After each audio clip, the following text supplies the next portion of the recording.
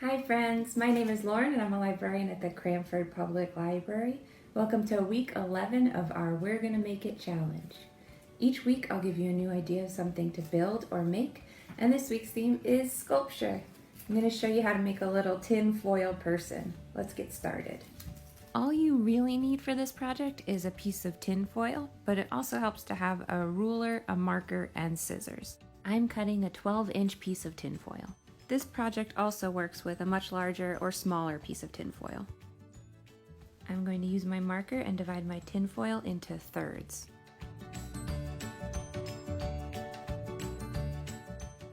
And then I'm going to divide the other side in half. Now we want to extend the marks we've made a little bit so they go 5 inches into our piece of tin foil.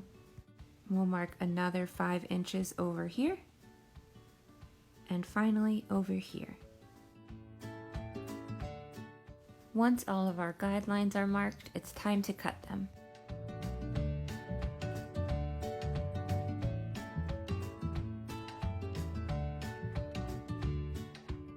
So these will become our legs, our arms, and our head. Now it's time to scrunch. We're going to gently gather our tinfoil into the shape of legs. Once our legs are the general shape we want them to be, we can move on to our arms. Remember to be nice and gentle with the aluminum foil. After arms, it's time to shape our person's midsection, kind of the tummy area. The last thing to shape is their head.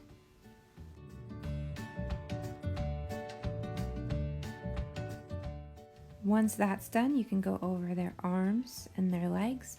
Make sure everything looks the way that you want it to. If you find that your tinfoil person's arms or legs are too long, you can always trim off the excess foil. And there they are. Great.